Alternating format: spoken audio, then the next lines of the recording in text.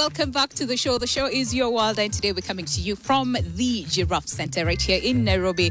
And on the first part of the show, we focus on endangered animals and what we need to do, not only just pointing fingers at Gava and say, oh, Gava this, Gava that. What is it that we can do collectively to protect our endangered species? Not just endangered, but really protect our wildlife. But even during the conversation, a topic on water. You know, we talked so much about water and how it is important for not only, you know, us humans, for survival, but also for the wildlife. Cases of climate change and also human-wildlife conflict, of course, you know, most of the time being brought about by lack of resources and water, and pasture being one of them. So on this hour of the conversation, we want to talk about climate change and its impact on water. And water is a resource, not just a commodity. And that is what we want to focus on the next few minutes right here of Your World. And Mwikali, do you have anything to say on the first part? Let's just dive into it. I have a lot, and we have so many T-shirts to make. Let me tell you. We have slogans. It was such a powerful conversation. And I love that I was a part of it, and that I am sure that this opens up to so many other conversations. Yes. And I also love the fact that whatever we're talking about in this last part of the show is quite interconnected with the first conversation. Yes, so that's very exciting. Yes, and we're out in nature. So if you see the rain in Atupiga Pakidogo, don't you worry, okay? We're in nature. But really, to help us with the conversation, to drive the second part of the show, we have Levis Kavagi, who's a regional coordinator, ecosystems and biodiversity from UNEP. Thank you so much, Levis, for making the time for us. I'm pretty sure you were following the first part of the conversation. From a first, I'm pretty sure you have something to say still on the same, but we'll come back to you on that. And we also have Bosco Mwendwa, who's a programs coordinator, Israel Aid International Kenya. Thank you so much for making the time. I know because of Turkana mostly. How is it going over there? We are doing well. Yes. Of course, we are not exempted from the effect of climate change. Yeah. But I'm looking forward to a fruitful discussion. Absolutely. Levis, can we just start with water as a resource? Just understanding it as it is. Water is a resource, and how important, what is it that we need to be mindful about? Thank you, Winnie. When we talk about water, the most common slogan is that water is life. Yes. And this slogan is not empty because it literally means without water, there will be no life. There will be no survival. Yeah. Nature, animals, human beings, plants in general depend on water for survival. And we know that even though we might have a lot of water, in terms of lakes, oceans, and other sources of water, the amount of water we have for potable use is actually limited. Yeah. So in many countries, they are facing water scarcity, and it's a question of nearing also on national security, peace, stability, livelihoods. The whole economy is actually dependent on water. Yeah. So when we talk about water resources management, it's a responsibility that all people, regardless of your level of interaction with water, level of responsibility in government or in schools or in community, you must actually make effort to work towards water resources management. I see that. Yes. And Bosco, do you want to also chime in? And because, like I said, and also just speak on you know, the impact as compared to say what to Nairobi, because it's different, right? Right? It's different from the culture to everything else. Yes. And that's the beauty about Kenya, that we are in the same country, but it's so diverse. So different. Yeah. Yes, but yes, go ahead, Bosco. Definitely. The effect of water, water scarcity for that matter, is different. For example, in ASAL areas, the arid and semi-arid regions of this country, you find it is affecting the comprehensive or the holistic part of an individual, starting from their health, because lack of it then definitely leads to waterborne diseases. Looking also in terms of access to education. Today we do have children in Turkana who are not going to school because they have to go and look for water. Thirdly, we're looking at conflict oriented within our community. Why? Is because water is not as available. We have an issue around water scarcity, right? And so water is a crucial commodity, not only in other parts of the world, but specifically in ASAL area, which is a bedrock to other socio-economic development. I like that. Yeah. And over the last, maybe you can just look at the impact of climate change, on water and what the status looks like, probably for the last maybe a decade or so. What has the status been? Where are we at when we talk about water scarcity, water status, and it being a resource? What's the status of this country as of today?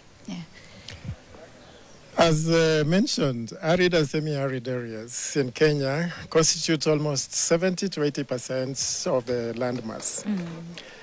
And when we hear about aridity or semi-aridity, it means that availability of water itself is very low. Yeah. In these arid and semi-arid areas, most water sources tend to be underground water. But these underground water resources, they're not limitless. They're finite. So it means we have to take care of the underground water as much as possible. Climate change has, for surface water, let me start with that. For surface water, climate change has impacted on surface water to a great extent. We find some of the sources are drying up, but we have also an increase in impacts of climate change. For example, flooding, which is associated with other disasters, but also with the erosion of soils, soil erosion, and therefore eroding the productivity of land, leading to land degradation. And therefore, the impact on food security, impact on other aspects of life follow. Floods also come with challenges, as mentioned, on health. One of the diseases that emerges because of flooding is Rift Valley fever. And in arid areas who depend on pastoralism, Rift Valley fever starts with their cattle. So if they lose their cattle to Rift Valley fever, you can imagine after the floods, then the next cycle of livelihoods is affected. But Rift Valley fever also jumps to human beings. And it is fatal in some cases when it is not controlled. So you can see the whole issue of health and climate change, how they are interrelated. I could go on with other diseases, but I can just give that as an example. But on the flip side of floods is droughts. And we have seen in the past, Kenya has experienced the worst drought in 40 years, 2022-2023. Which shows that climate change is actually with us today. And with droughts, then the water resources, availability of water resources, especially surface water, is impacted.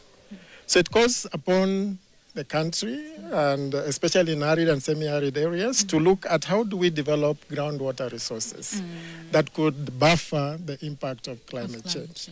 But at the same time, we need to look at how do we build resilience in climate change, occurrence of climate change. Because that will happen.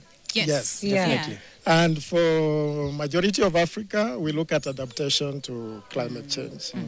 And the adaptation we are looking at is the ecosystem-based adaptation to climate change. How do we make use of natural resources management to guard ourselves and build resilience to the impact of climate change going forward?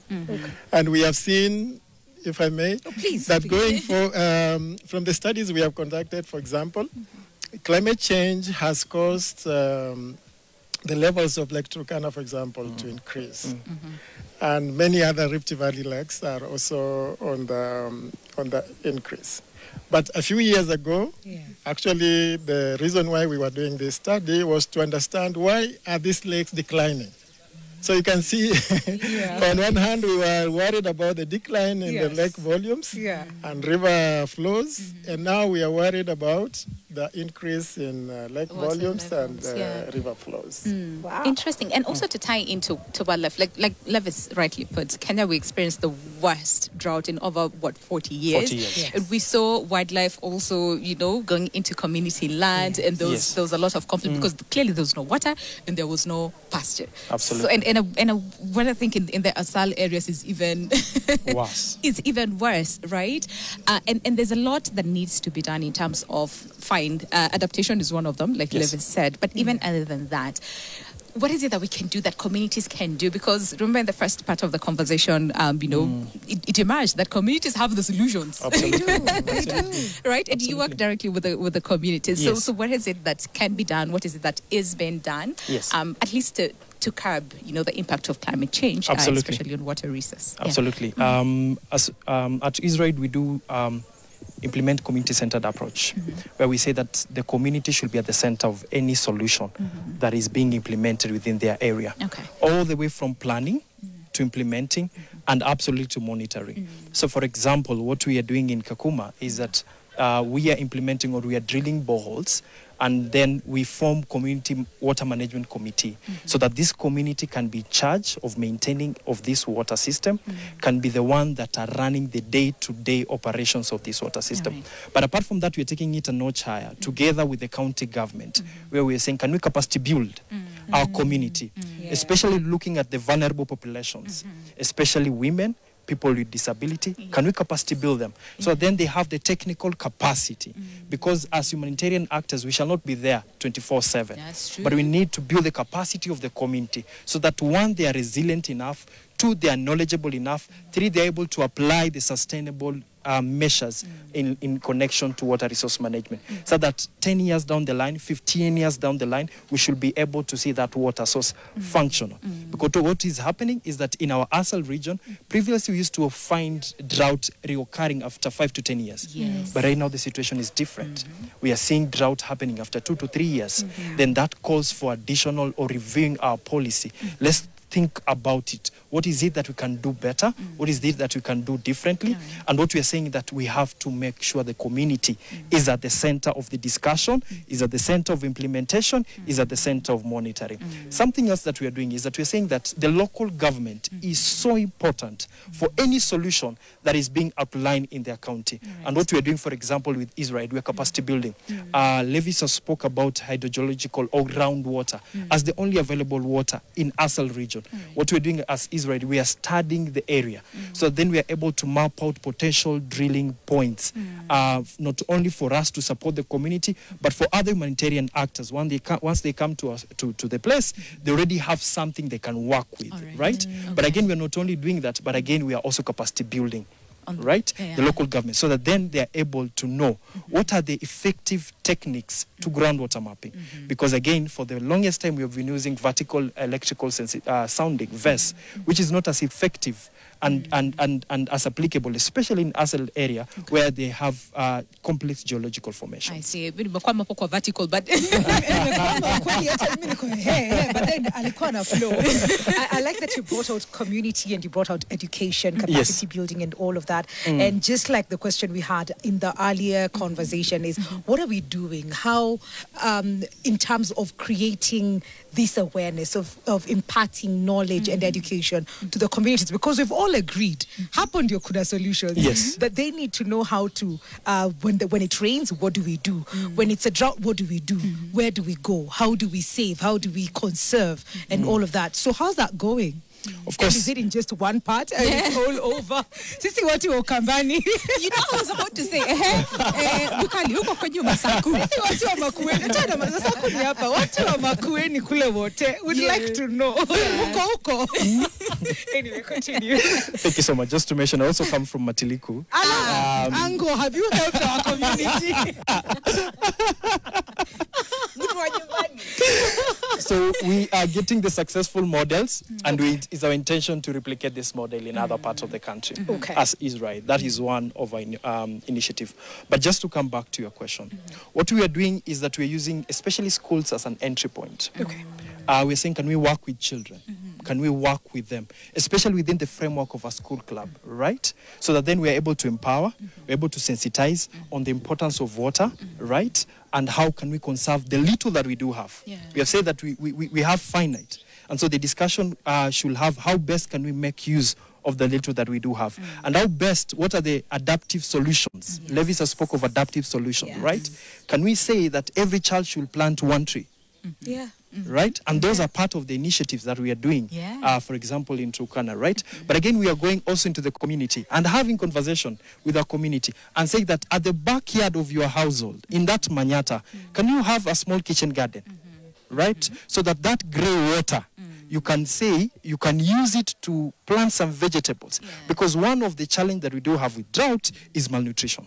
Yes, the children. Right? In Asal region, we do have high global acute malnutrition. The gum rates are beyond the threshold, right? And so we need to have a discussion. How can we supplement our feeding? Remember the first part of the conversation, we said children are the best teachers. Yes, you teach them something and they will actually make sure that they implement that. Yeah. And even as we talk about what communities are doing, how can we empower communities? Can we understand where we are at in terms of the challenges? Because when we're talking about water, management and sustainability, clearly the reason why we're having this conversation is because kuna kashida mahali. There's something that is making us really talk about this. So what are the challenges from where you sit as UNEP? And then we'll talk about the collaboration and partnerships, to help with that as well. Thank you, Winnie. Just to complement the response on Makueni, actually Israel as a pilot project, I forgot the name of the place. There used to be a big plantation area with a big dammed area and a lot of water. Yes. But they were diesel engines that were used to pump water. Okay. And then over time they broke down.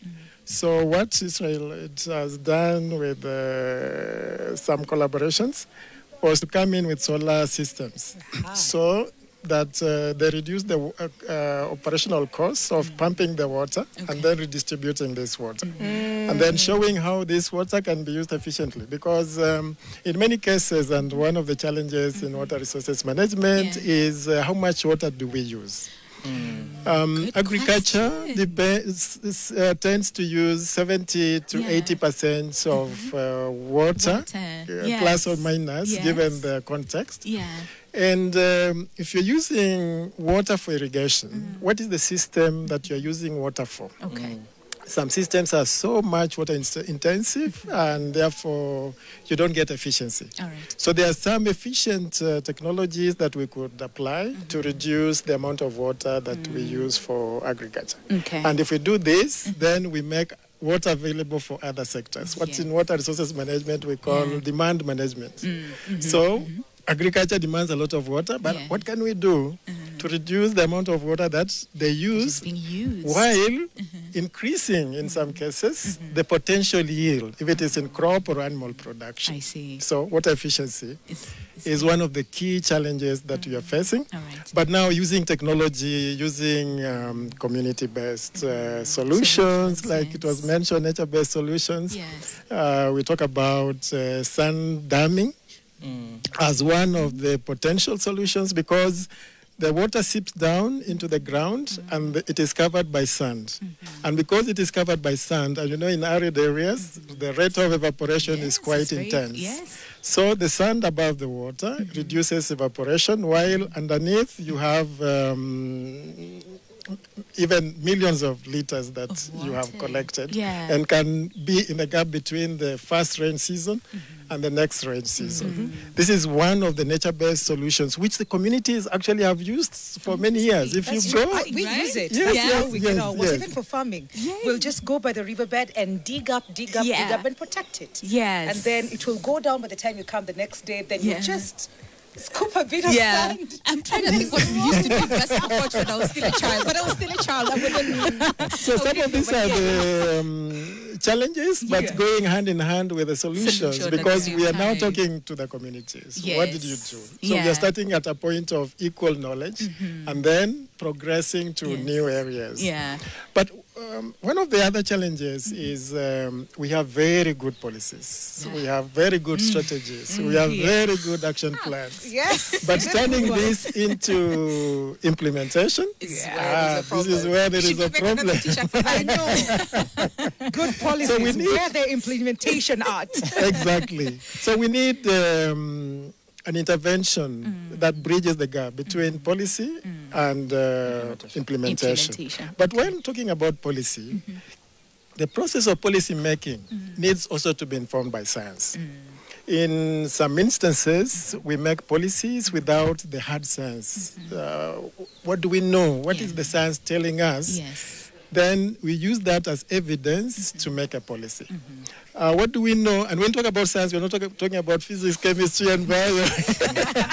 We're talking about science also that is based in indigenous knowledges. Yes. The ways and practices of local peoples. How do we incorporate this into policy making? I see. Okay. Yeah, so these are some of the challenges that we face. And then the last one is on sustainability. In many cases, we go through program or project-based support to countries, or countries use those as modes of intervention.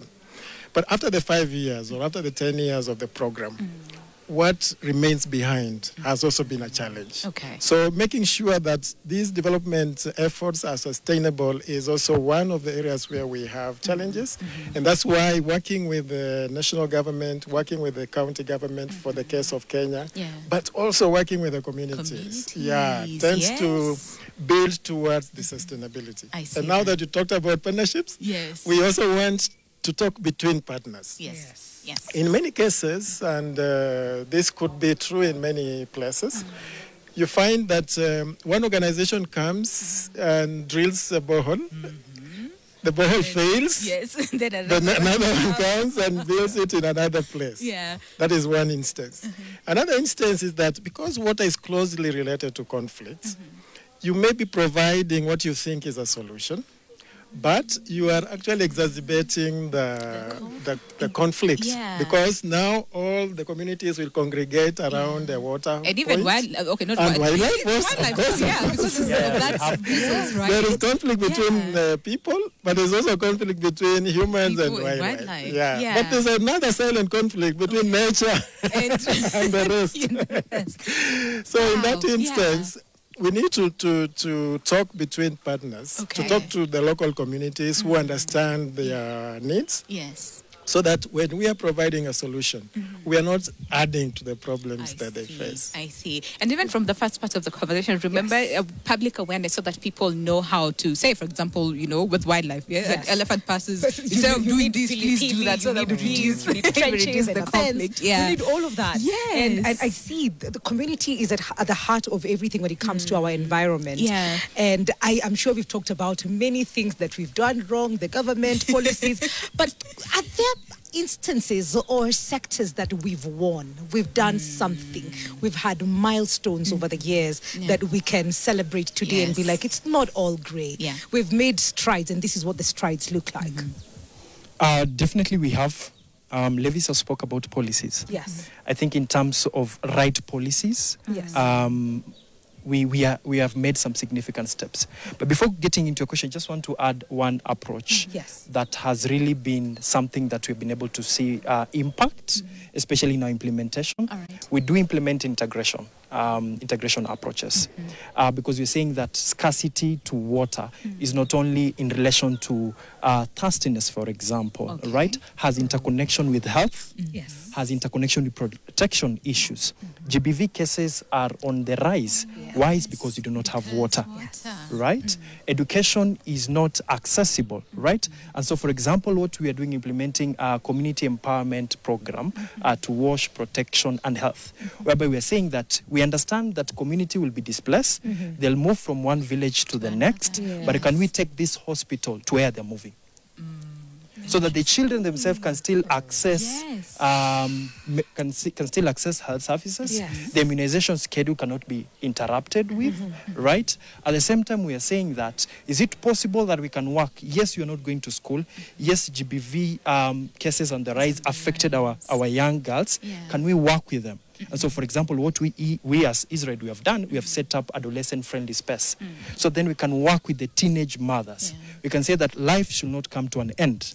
This has happened. Of course, the genesis of this problem was water, right? But has got interlinked issues, right? So can we work with you so that then we say, is it possible you can diversify your livelihood opportunities? You do not need to depend on climate-oriented livelihood opportunity, of which majority or most of them depend on pastoralism, right? And so is it possible we capacity build in aspect around tailoring, for example. All right. Is it possible that we can equip you with skills so that you can bake? Yeah. Is it possible that we can equip you with skills so that you can start a shop and sell to your neighbor, right? Yeah. Which is more of a resilient livelihood opportunity rather than those which are climate sensitive livelihood opportunity, be it agriculture or pastoralism. That's powerful right there. Wait, let me tell you. And let us ask this question. How much water do you use? Let me tell you, my mind is still... I saw you went up there. Yeah, I'm like, where are really? you? Where How are much? you?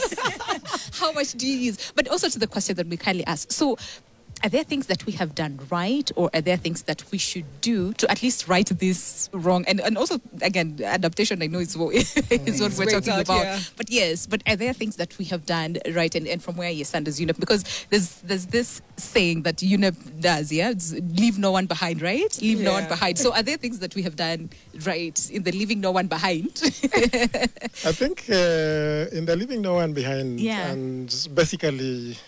why are we in Turkana? Yes. And why are we in Makueni? Why are we in those areas? That's all areas, Kilifi. This, if you look at the level of poverty in the country, Turkana and the arid areas, and Kilifi and some coastal areas, they are actually at the bottom. All right. So leaving no one behind means we also need to hold these counties and bring them to a level that they can start matching with the other counties. All right. But also with the groups, the youth, the women that are the young people engaged in various livelihoods. How do we work with those groups to ensure that we bring them not at par initially, but towards coming at par with the other development. Okay. It's a human rights-based development approach. All right. So whose rights have been left behind? Okay. So you start by asking yourself that question, and then working with those groups so that they can also realize the aspiration towards sustainable development. Okay. And there are many successes. I don't want us to look at a doomsday messaging. Yes. There are quite a number of success stories, and that's why replicating these success stories one village at a time, or one county at a time, or one country at a time, from a UNEP perspective, is very important. I see. So we're looking at lessons that we are learning, especially from nature-based solutions. All right. And how do we engage with the communities as the lead? Okay. They are not observers of development, but they are leading their transformation into sustainable development. I see. So leaving no one behind is a very critical programming approach of the UN. As I mentioned, based on human rights-based approach that looks at those that are disadvantaged in society. When you look at some of the solutions that we are providing, as I mentioned, water efficiency. Yes. But also look at specifically to Turkana. There are communities that are not used to taking vegetables. How do we enhance their nutritional security? Yes. Using water as a resource. And that's why I like the point that water is not for the thirst. It's not for the thirst. Water is much broader than that. But the thing that clicks in people's mind, you talk about water, is about where's the potable water. So when you look at an intervention like that in Turkana, what we're working together with Israel and JICA and FAO, we are looking at introducing children to vegetable-based nutrition for micronutrients, to supplement their micronutrients, using an innovative lunch system where we elevate a tank. From a borehole, we have a tank. Elevated hand pump is used for that. And then it does a micro garden at a school level. And then the school children learn how to grow vegetables. But they don't just learn how to grow vegetables, they use those vegetables in their lunches. So in the githeri. So when you serve them in githeri, you also serve on the side a bit of vegetables. And then we encourage the children, when they go home, to just dig a hole. maybe 3 feet by 3 feet. Put manure inside from the kettle they have, and then mix it up and plant 6 to 8 plants of cowpeas. Yes. And gradually, the household Yeah. level will pluck a few leaves over time Yes. until they get used to a vegetable-based diet. Interesting. Okay. That there. Yeah. Okay. That we need to amplify. Okay. And replicate in many areas. In many areas. Absolutely. Maybe just to add. Yes. Maybe just to add in terms of what are the successes. And looking at the National Climate Change Plan, it has cascaded the implementation of that plan to the world level. Right? And so today, at a world level, community are able to say, is it for us, our adaptive strategy will be a sandam, for example. Okay. Right? For us, adaptive strategy will be planting of trees. All right. Right? And what we are doing as Israel Aid is working with these technical working groups at that world level. So that then we're able to capacity build them in terms of functionality and in terms of decision making and making decisions that are context appropriate within their climatic condition. Because again, when you're looking at adaptive policy, you have to appreciate the climate that you're operating from. Right? And so I think that is a progress that we have made as a country, but still there's a need. There's so much. There's a need for more collaboration. There's a need for a lot of partnership, right? So that then we do not operate in silos in terms of solutions, but still there's a need for integration. Because again, these challenges are interlinked. I see. Mimi nakwambia hapa tunahitaji muda. I know. It's so informative, Yeah. and some of the things that are being said are probably things that we probably assume they're very basic. Kama you don't think about them, you just live your life ignorantly.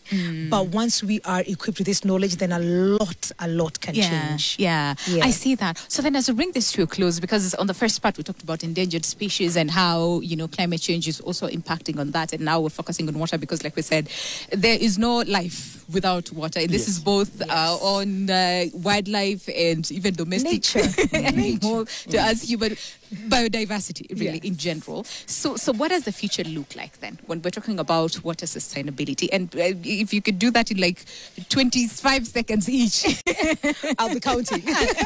we'll be counting. Do you understand? Bosco, then we'll close with Levis in terms of what the future looks like when we're talking about climate change and water, management, systems and sustainability part of the same. Adaptation, it's a lot. It's a lot. Definitely. I think at the center of it is that climate change and the impact are here with us. Right? And so we just need to be adaptive and resilient. Yes. And so the first thing first is that, is it possible we build a resilient community? Right? Is it possible that we are able to decrease, for example, the emission of greenhouse gases that are happening within our nation? Right? Yes. And so the future going forward, as the low-hanging fruits for us is working with the community to ensure that they are resilient so that then they are able to take responsibility of the available resources within their community. All right, 25 seconds, done.